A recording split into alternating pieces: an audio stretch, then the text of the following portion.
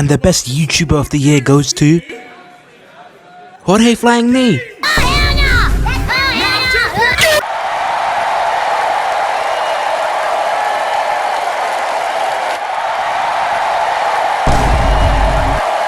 Yes, thank you. Yeah, thanks everyone. Okay, everybody shut the up. Anyway guys, listen. Today, we are not focused on my accomplishments within this year. We are focusing on the UFC 2024 annual award ceremony.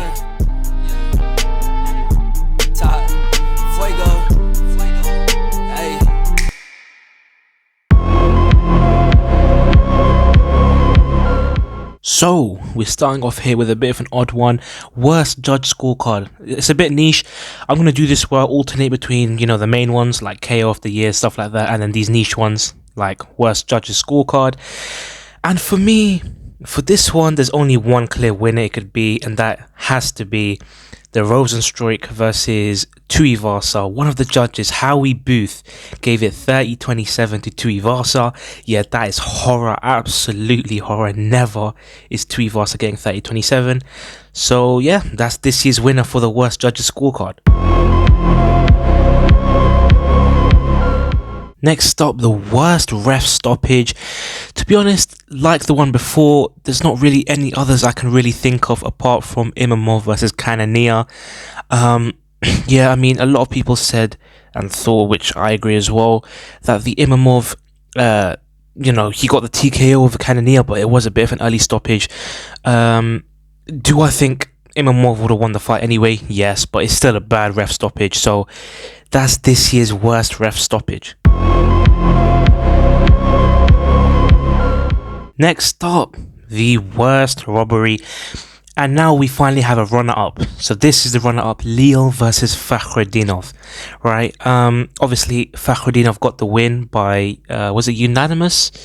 It might have been unanimous or it was split, one of the two. But basically, Fakhretdinov got the win by decision. He did not win. Bro, there was even an argument for Leo winning all 3 rounds. And then on one of the judges' scorecard, Fakhretdinov won all 3 rounds. I don't know what was going on there. But yeah, Leo was robbed there. So that's the runner-up. But the actual winner has to be Gane versus Volkov. Now look, in my opinion, this one wasn't actually as bad of a robbery as the last one. But in terms of how big this fight is, it's the number 1 guy versus the number 2 guy versus the number 3 guy, something like that, yeah? So a fight of this scale, bro, you cannot afford to be robbed. And obviously Volkov got robbed. Look, was it a close fight? Yes, right?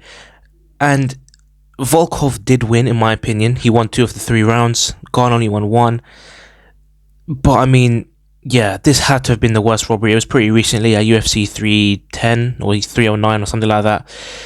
So yeah, this wins the worst robbery of the year. Submission of the year. I have a few run-ups for this one. The first one would be Garimbo versus Luque. This was very recent and I can't lie, this is underlooked, man. This was an amazing submission. Literally, get in there, get out, straight away, 1 minute. Literally, few minutes submission. And a lot of people probably thought Garimbo would win that. Obviously, I thought Luque would win it. Oh, shut up, Nick. Anyway, yeah. This is one of the runner-ups. Anyway, the next one I had to include was this one. Michel Pereira versus Potieria. Just got in there like the last one. Got in there, got it done. Flashy, doing backflips, all that. And just submitted him out cold. This is definitely probably the second best of the year. But of course, the submission of the year. Whittaker versus Chimaev.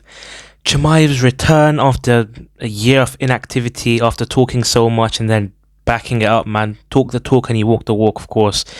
Yeah, amazing submission. First round, broke, bro, he's so strong, broke his jaw. He didn't even have it under the neck, he had it on his face and just broke his jaw. Got him out of there, and obviously people are saying he deserves a title shot now. Strickland got it, so obviously people are annoyed, but he definitely deserves a title shot after Strickland. So yeah, that's the submission of the year. So the first runner-up we had for best knockout has to go to Topuria versus Alexander Volkanovski.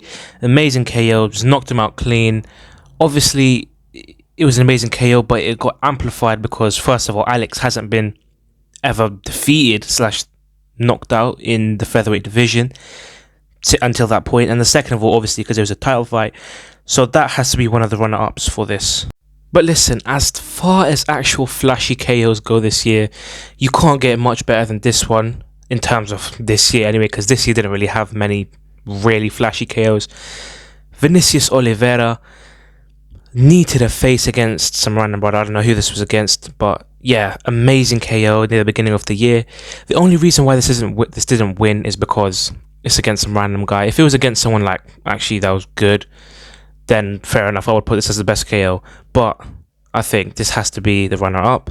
Because finally, of course, you guessed it, the best KO of the year, Holloway versus Gaethje. Bro, nothing will ever top this, man. Look, it's not the best KO of all time. I still think Jorge Masvidal has the best KO of all time. But in terms of doing it on the big stage, like the proper big UFC 300, there must have been so many people watching that, people all around the world. For him to be winning that fight, this has been said a million times already, so sorry about that, but it has to be said. For him to be winning that fight, he was won like 3 of the 4 rounds, yeah. And then at the end, he just pointed down to the middle and just had a standoff with Justin Gaethje, who's one of the most powerful guys. That was insane. And then of course knocked him out in the last second. UFC 300. Bro, this was the craziest KO of the year. Watching it live, I was just like, I couldn't even believe what happened. Like, it was like 3 a.m. It was like 5 a.m. And I was like, okay, fair enough. Holloway's got the win here. Fair enough. That was a good performance. Then he knocks him out last second. I'm like, what the hell's going on? Because obviously we've seen it before, so I obviously didn't expect him to get the KO in the last second, and he got it out cold. Yeah, this is one of the craziest, probably the craziest thing I'll ever watch live, to be honest. So look, the first contender for the best fight of the year is Poirier versus Islam at UFC 302. If you guys have watched my last video, go watch that, by the way. You guys will hear me talk about this. This fight 100% saved the card. UFC 302 was kind of dry, and then this fight just saved it. Saying that, I do think this fight is a little bit overrated. I mean, look, it is still an amazing fight, of course, but I do think it's a little bit overrated. Obviously, Islam got the finish in the 5th round. He could have been in trouble if it went to a decision, I do think he still would have won, but you never know with the judges. So yeah, this is the first runner-up. Anyway, the next fight that had to be a contender was this one, which, look, if you say this is the best one, I will not get mad at all. Oralby versus Rebecca. This was a war, man. I don't know how Oralby didn't get finished in this fight. It was crazy. And then at the end, he flipped it and he almost finished Rebecca. I don't know what was going on, but that was crazy. This had to be one of the best fights of the year. But of course, you guys guessed it, the best fight of the year had to be Zellhuber versus Ribovic. This was a crazy fight from start to finish. So much action, just standing and brawling, and it was crazy that this fight didn't end in a finish. It went to the bell, and then obviously, Zellhuber won, right? I'm pretty sure Zellhuber won. No, sorry, I'm bugging out. Zellhuber didn't win. Ribovic won, right? Yeah, sorry, I'm bugging out. I didn't watch this fight live. I wish I did, but when I watched it back, the highlights just look crazy. So yeah, this has to win fight of the year for me. So the first contender for this, for me, I know this might be an unpopular opinion, it has to be Joaquin Buckley. Look, this guy, the comeback he had from being kind of, middleweight to just going on a tear welterweight. He knocked out Buckley. He finished TKO'd Kobe. He beat Nursultan Roziboyev. He knocked out Vicente Luque. Bro, this guy, man, this year was a good year for him, to be honest. The next fighter for me that is a contender, and it was very, very close. He could have won. If you said he was a fighter of the year, fair enough. Pereira. obviously had a crazy year. 3 title defenses in 1 year. Obviously defended at 300 against Jamal Hill, 303 against Yeri, and then 307 against Khalil Roundtree. So yeah, I mean, all 3 came by way of knockout. So if you put him as your fighter of the year, fair enough. But I think he's just a bit below the fighter of the year for me, who is Ilia Topuria. Right? Bro, listen, I know he had less title wins than Alex Pereira technically, but you have to look at the people he knocked out. Knocked out Alexander Volkanovski the first time he's ever lost at featherweight. And then obviously knocked out Max Holloway the first time he's ever been knocked out. People say that he has the best chin of all time, and Ilia Topuria knocked him out, bro. Simple as that. I mean, he knocked out the greatest featherweight of all time and then the second greatest featherweight of all time, arguably. Yeah? That is insane. If you do that, bro, that is legendary status. I don't know what's going to happen in the future. Some people say that he's going to go up to lightweight. I don't know. I guess we'll see. But for me, the fighter of the year has to go to Ilia Topuria, man. Look, bro, it just felt wrong to not give Pereira an award. Look, was this award tailored for him? Yes, but I don't care. He deserves an award for something, and he was the most clutch fighter of all time. Look, he saved the main event for 300, right?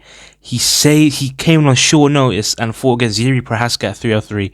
Then he saved 307. 3 times this year he fought, and he saved the card on all 3 of them. So you have to just put your hands up and respect him, because he saved the UFC this year, and all 3 times he fought, it was about he won by KO, right? This guy, 100% clutchest fighter in the UFC. He literally saved the UFC 3 different times this year, so fair enough to him for that. Anyway, listen, this video is getting kind of long. So what I'm going to do, I'm going to make this into 2 parts. I've done the first 9 awards, and then I'm going to make a part 2, and I've got 10 more. So in the second part, I'll do the other 10. And yeah, so you guys stay tuned for that. I'll upload that shortly. So yeah, and make sure you guys like, subscribe, share, comment, of course. You guys let me know if you agree. And yeah, I'll see you guys next time. Safe.